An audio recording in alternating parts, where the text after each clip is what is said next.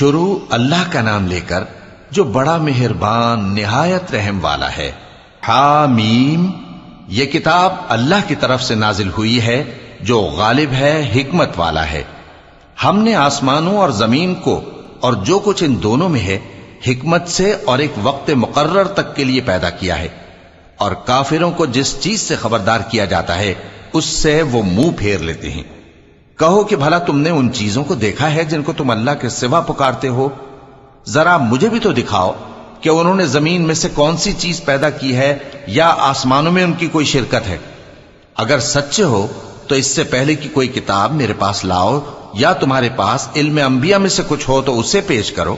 اور اس شخص سے بڑھ کر کون گمراہ ہو سکتا ہے جو ایسے کو پکارے جو قیامت تک اسے جواب نہ دے سکے اور ان کو ان کے پکارنے ہی کی خبر نہ ہو۔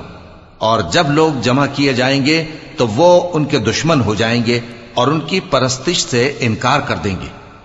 اور جب ان کے سامنے ہماری صاف صاف آیتیں پڑھی جاتی ہیں تو کافر حق کے بارے میں جبکہ وہ ان کے پاس آ چکا کہتے ہیں کہ یہ تو کھلا جادو ہے۔ کیا یہ لوگ کہتے ہیں کہ اس پیغمبر نے اس کو از خود گھڑ لیا ہے؟ کہہ دو کہ اگر میں نے اس کو اپنی طرف سے بنایا ہو تو تم اللہ کے سامنے میرے بچاؤ کے لیے کچھ اختیار نہیں رکھتے۔ وہ اس گفتگو کو خوب جانتا ہے جو تم اس کے بارے میں کرتے ہو، وہی میرے اور تمہارے درمیان گواہ کافی ہے، اور وہی تو ہے بڑا بخشنے والا مہربان۔ کہہ دو کہ میں کوئی انوکھا پیغمبر نہیں ہوں، اور میں نہیں جانتا کہ میرے ساتھ کیا سلوک کیا جائے گا اور تمہارے ساتھ کیا کیا جائے گا۔ میں تو اسی کی پیروی کرتا ہوں جو مجھ پر وحی آتی ہے، اور میرا کام تو علانیہ خبردار کرنا ہے۔ کہو کہ بھلا دیکھو تو اگر یہ قرآن اللہ کی طرف سے ہو اور تم نے اس سے انکار کیا، اور بنی اسرائیل میں سے ایک گواہ اسی طرح کی ایک کتاب کی گواہی دے چکا اور ایمان لے آیا، اور تم نے سرکشی کی، تو تمہارے ظالم ہونے میں کیا شک ہے؟ بے شک اللہ ظالم لوگوں کو ہدایت نہیں دیتا۔ اور کافر مومنوں کے متعلق کہتے ہیں کہ اگر یہ دین کچھ بہتر ہوتا تو یہ لوگ اس کی طرف ہم سے پہلے نہ دوڑ پڑتے، اور جب وہ اس سے ہدایت یاب نہ ہوئے تو کہیں گے کہ یہ تو پرانا جھوٹ ہے۔ اور اس سے پہلے موسیٰ کی کتاب تھی، لوگوں کے لیے رہنما اور رحمت، اور یہ کتاب عربی زبان میں ہے اس کی تصدیق کرنے والی، تاکہ ظالموں کو خبردار کرے اور نیکوکاروں کو خوشخبری سنائے۔ جن لوگوں نے کہا کہ ہمارا پروردگار اللہ ہے، پھر وہ اس پر قائم رہے تو ان کو نہ کچھ خوف ہوگا اور نہ وہ غمناک ہوں گے۔ یہی اہل جنت ہیں کہ ہمیشہ اس میں رہیں گے، یہ اس کا بدلہ ہے جو وہ کیا کرتے تھے۔ اور ہم نے انسان کو اس کے والدین کے ساتھ بھلائی کرنے کا حکم دیا۔ اس کی ماں نے اس کو تکلیف سے پیٹ میں رکھا اور تکلیف ہی سے جنا، اور اس کا پیٹ میں رہنا اور دودھ چھڑانا 2.5 برس میں ہوتا ہے، یہاں تک کہ جب وہ پختہ عمر کو پہنچ جاتا ہے اور 40 برس کا ہو جاتا ہے تو کہتا ہے کہ اے میرے پروردگار، مجھے توفیق دے کہ تو نے جو احسان مجھ پر اور میرے ماں باپ پر کیے ہیں ان کا شکر گزار بنوں، اور یہ کہ نیک عمل کروں جن کو تو پسند کرے، اور میرے لیے میری اولاد کو نیک بنا دے۔ میں تیری طرف رجوع کرتا ہوں اور میں فرما برداروں میں ہوں۔ یہی لوگ ہیں جن کے اعمال نیک ہم قبول کریں گے اور ان کے گناہوں سے درگزر فرمائیں گے، اور یہی اہل جنت میں ہوں گے۔ یہ سچا وعدہ ہے جو ان سے کیا جاتا تھا۔ اور جس شخص نے اپنے ماں باپ سے کہا کہ میں تم سے بیزار ہوں، کیا تم مجھے یہ بتاتے ہو کہ میں زمین سے نکالا جاؤں گا، حالانکہ بہت سی قومیں مجھ سے پہلے گزر چکی ہیں؟ اور وہ دونوں اللہ کی جناب میں فریاد کرتے ہوئے کہتے تھے کہ کمبخت، ایمان لا، اللہ کا وعدہ سچا ہے۔ تو کہنے لگا یہ تو پہلے لوگوں کی کہانیاں ہیں۔ یہی وہ لوگ ہیں جن کے بارے میں جنوں اور انسانوں کی دوسری امتوں میں سے جو ان سے پہلے گزر چکی عذاب کا وعدہ تحقیق ہو گیا۔ بے شک وہ نقصان اٹھانے والے تھے، اور لوگوں نے جیسے کام کیے ہوں گے ان کے مطابق سب کے درجے ہوں گے۔ غرض یہ ہے کہ اللہ ان کو ان کے اعمال کا پورا بدلہ دے اور ان کا نقصان نہ کیا جائے گا۔ اور جس دن کافر دوزخ کے سامنے کیے جائیں گے تو کہا جائے گا کہ تم اپنی دنیا کی زندگی میں لذتیں حاصل کر چکے اور ان سے لطف اندوز ہو چکے، سو آج تم کو ذلت کا عذاب دیا جاتا ہے۔ یہ اس کی سزا ہے کہ تم زمین میں ناحق غرور کیا کرتے تھے، اور اس کی کہ بد کرداری کرتے تھے۔